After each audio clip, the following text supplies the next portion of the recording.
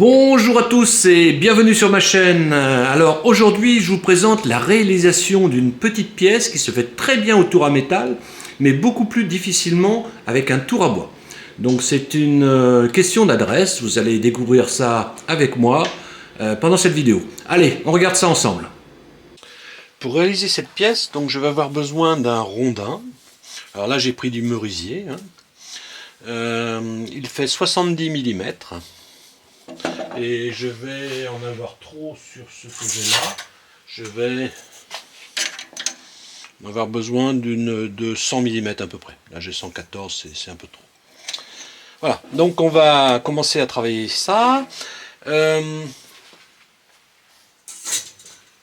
vais utiliser pour faire cette pièce un mandrin excentrique. Alors c'est un vieux mandrin excentrique que j'ai, que j'avais acheté il y a très longtemps chez Axminster en Angleterre. Et donc il a deux fonctions, je vous montre.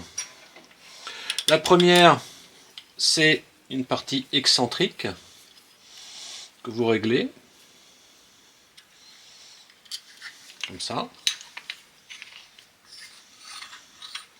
Ça va dans un mandrin classique. Voilà. Et donc vous réglez votre excentrique.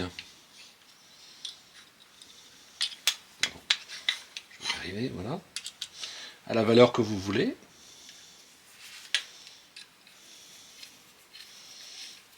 Donc là je vais prendre le max. C'est fait pour faire des petites pièces, c'est pas fait pour des grosses. Donc je bloque l'excentrique là, voilà. Ça va décaler d'à peu près 1,5 cm. Et la deuxième fonction, c'est une fonction, vous allez voir, vous allez pouvoir, en plus de l'excentrique, faire tourner votre pièce. C'est un peu embêtant parce qu'il faut à chaque fois démonter et enlever cette vis pour faire tourner. Mais vous voyez, ça vous permet de décaler sur 12 positions. C'est exactement ce que l'on va faire. Donc évidemment au départ, on part d'une position initiale. Voilà. Et donc, cette pièce, elle se fixe uniquement avec des vis. Il n'y a pas d'autre possibilité. Vous pouvez mettre de la colle, mais je ne vous conseille pas, ça va être un peu léger quand même. Donc, il faut que vous mettiez cette pièce-là vissée dessus. Vous avez 3 vis possibles. Et après, vous allez travailler directement dessus. Voilà, on va essayer ça.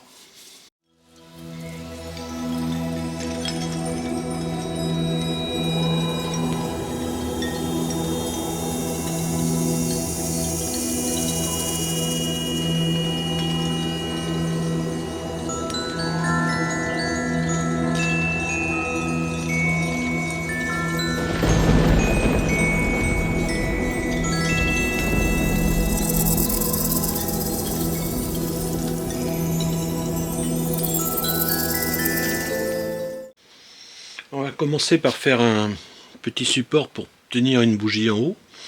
Donc là, vous prenez les outils que vous voulez, une gouge profilée. Moi, je vais prendre le bédane aussi. Voilà.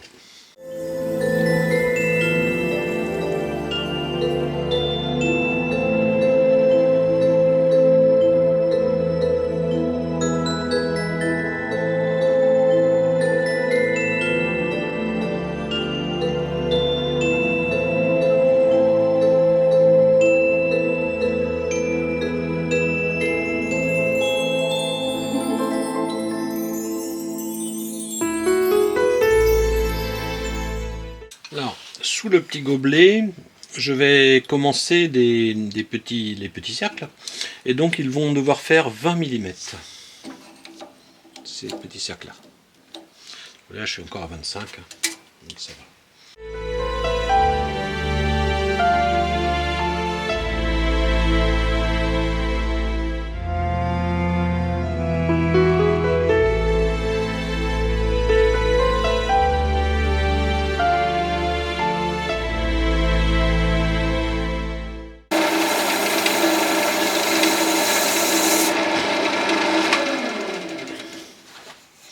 Alors ce qui est important, c'est de complètement finir les pièces au fur et à mesure, parce que vous ne pourrez pas revenir, ça ne tournera plus sur le même axe. Donc je vais descendre au grain 400.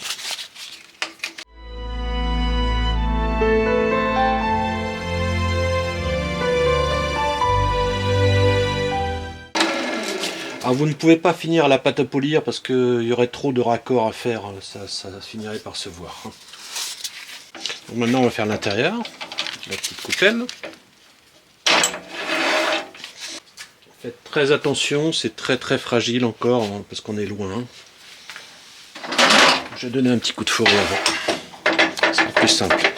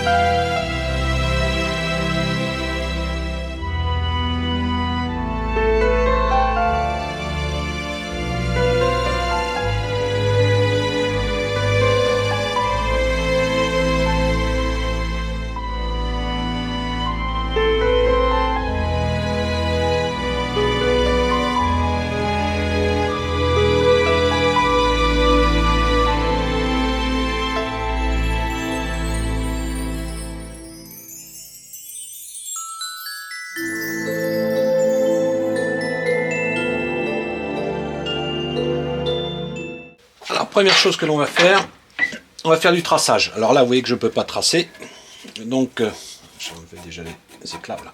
Je ne peux pas tracer facilement, donc je vais recentrer tout ça.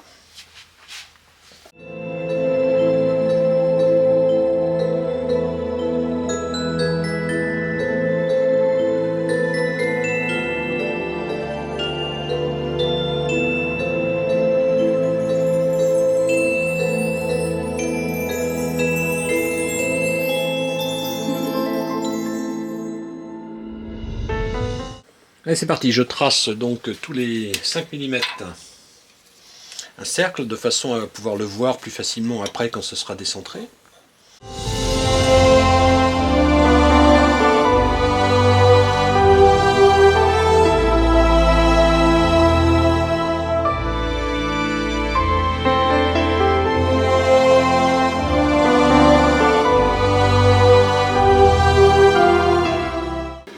Voilà, on y verra clair un petit peu. Donc maintenant, je vais commencer le décentrage.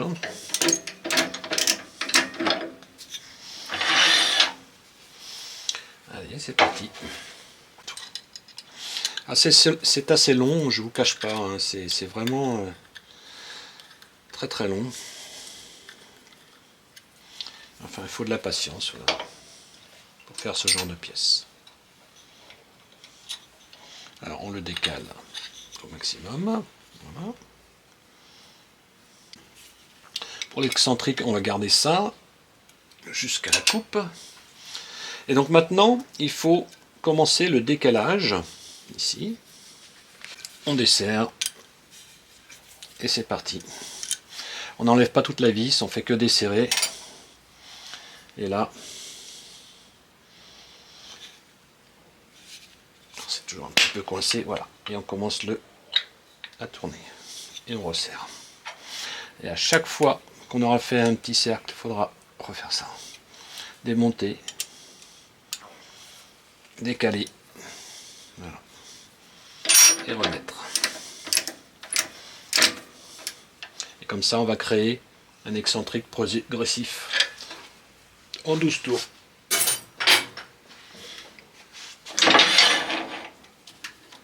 Ça bouge. Alors, avant de continuer, je suis obligé de vous parler d'outils pour faire ça, pour réaliser cette pièce. Pourquoi? Parce que il vous faut, idéalement, il vous faut un grain d'orge. Mais ça, c'est un grain d'orge, vous voyez, qui a, pour éviter que ça coince quand on coupe, il a un petit renfoncement ici. Je ne sais pas si vous voyez, voilà, le petit renfoncement ici fait que quand vous allez couper, vous allez toujours être décaler, pousser vers l'extérieur. Donc ce genre de grain d'orge, si vous pouvez l'utiliser, mais vous allez avoir beaucoup de difficultés et vous allez abîmer systématiquement la rondelle d'avant. Vous la mettrez légèrement en biais. Autre outil, ça c'est pareil, hein, c'est un grain d'orge, mais vous voyez il a une particularité, donc lui il est bien droit, donc il peut se mettre bien à plat, il n'y a pas de problème. Mais il est un peu conique, ce qui fait que si vous restez droit, vous êtes obligé de tirer un peu, de le pousser un peu pour être à plat, et quand vous arrivez sur l'autre, vous allez légèrement avoir envie de toucher la rondelle d'à côté, pareil. Donc ça, c'est pas exceptionnel. Donc l'idéal, c'est un grain d'orge constant, hein, de 4 ou 5 mm. Voilà. J'en ai pas. Donc je vais travailler au bédane. Donc le bédane, vous voyez, ça c'est un bédane de 6, donc ça va être trop gros celui-là, je pense, oui. Voilà, j'ai pris une bédane de menuisier de 4, j'ai changé légèrement l'angle pour qu'il soit conforme, autour de 60 degrés sur une bédane comme ça peut être de 45 à 60. Hein. Et donc je vais essayer de voir ce que ça donne.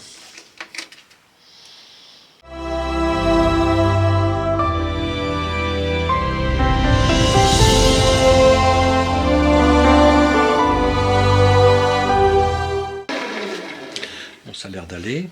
Voilà. Donc vous pouvez, pour éviter de désaffûter sur votre bédane qui va servir à faire le dernier petit anneau, enfin la fin de l'anneau, parce qu'il y a un moment on ne sera plus en excentrique, on sera en circulaire, donc vous pourrez utiliser cette bédane de 4. Et je vais utiliser ma bédane de 6 pour descendre. Voilà.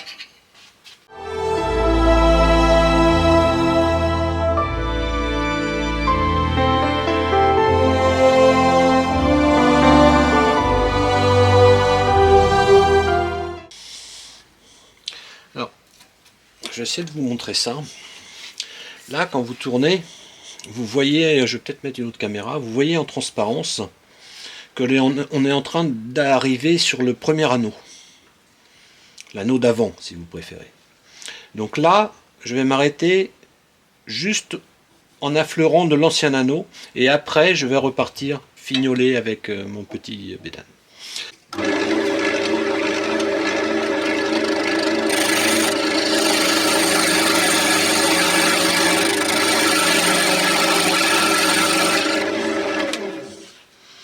Vous voyez, j'arrive à fleurant. Voilà. Je suis à fleurant. Donc maintenant je change de bédane. Et je vais descendre à 20 ici.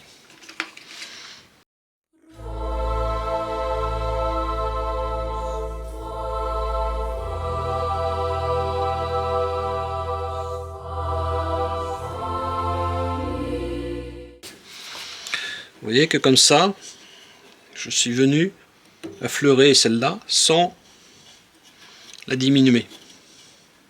On va continuer là, ici, je suis encore un peu de trop gros. On va continuer à descendre à 20, toujours.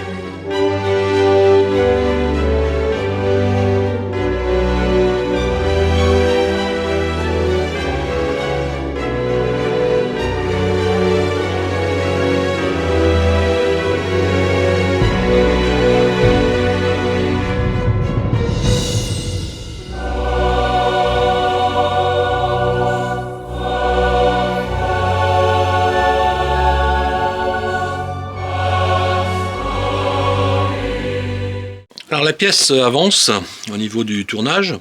Donc pour terminer, pour aller jusqu'à la base, je vais agrandir légèrement les cercles. Donc ceux-là font 20. Je pense que je vais en faire un à 30. Après, je regarde ce que ça donne.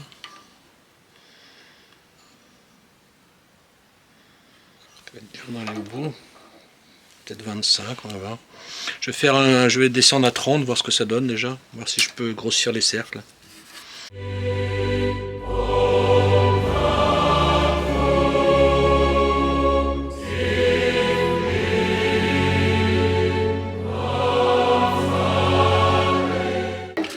Alors, le plus grand cercle que je pourrais avoir, c'est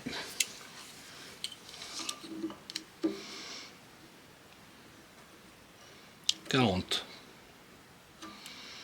40 le max. Donc je vais en faire un à 30 et un à 40.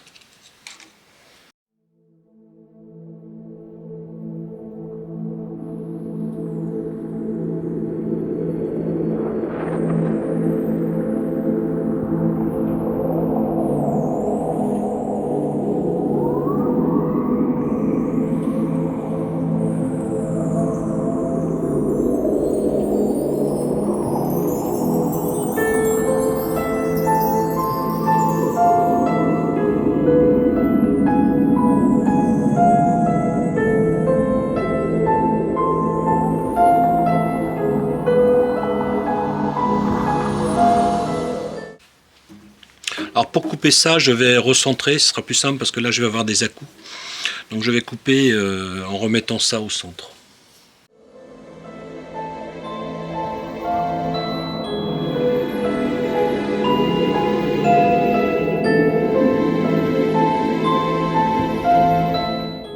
Alors faites très attention de ne pas déborder parce que vous allez taper dans celle-là. Donc là je vais juste refaire un petit lissage.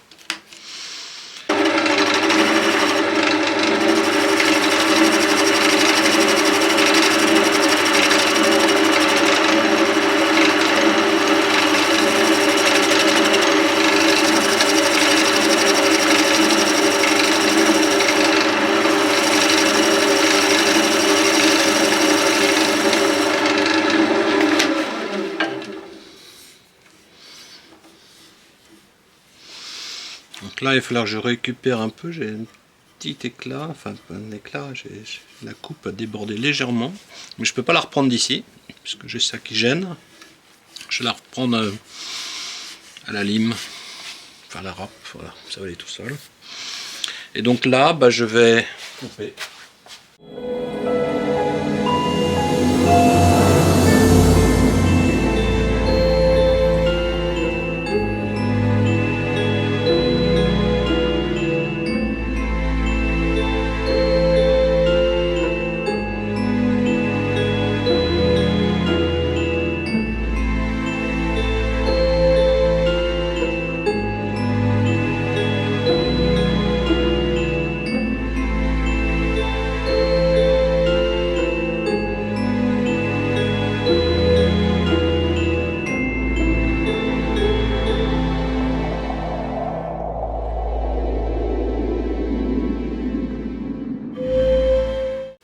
Donc l'étape suivante va consister à essayer d'enlever tous les petits défauts que vous pourriez trouver. Des fois il peut y avoir l'outil qui était légèrement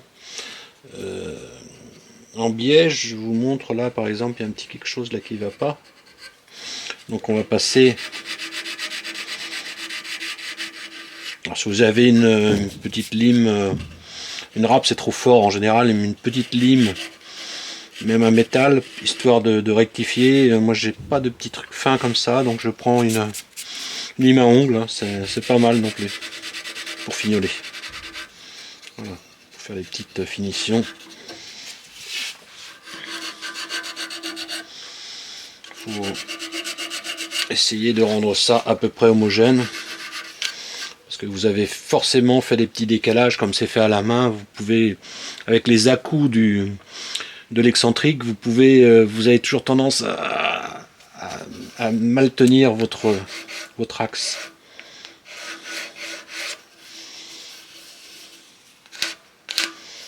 Voilà, ça ressemble à quelque chose, c'est pas mal.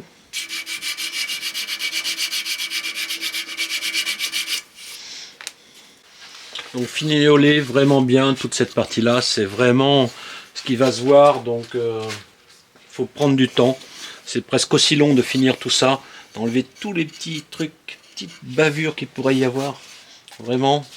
Et vous allez voir qu'à la fin, si vous prenez ce temps, vous allez avoir quelque chose de très joli.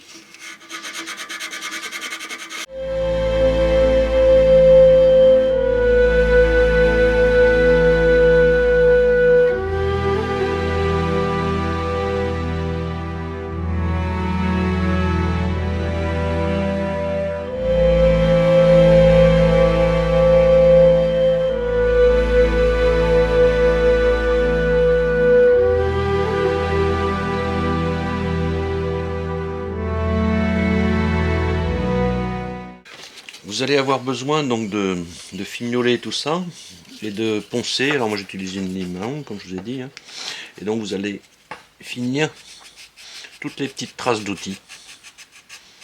Vous allez enlever toutes les petites traces d'outils qu'il pourrait y avoir.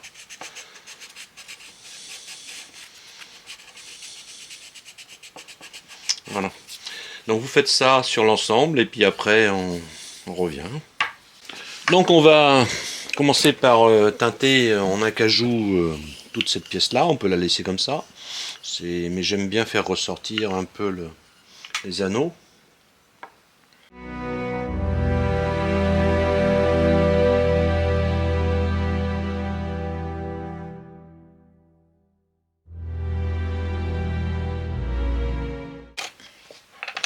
Donc après la teinte, c'est l'heure du fond dur.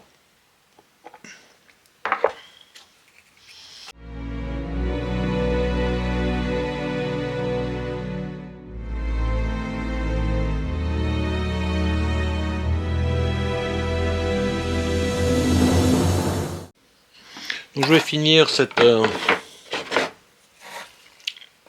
finition avec de la cire. Incolore donc, que je vais briller après séchage 1 ou 2 heures. Voilà.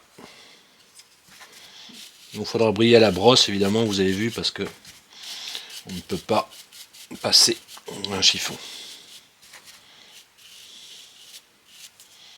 Et bien voilà, cette pièce en spirale est terminée. J'espère que vous avez aimé la réalisation et à bientôt sur ma chaîne.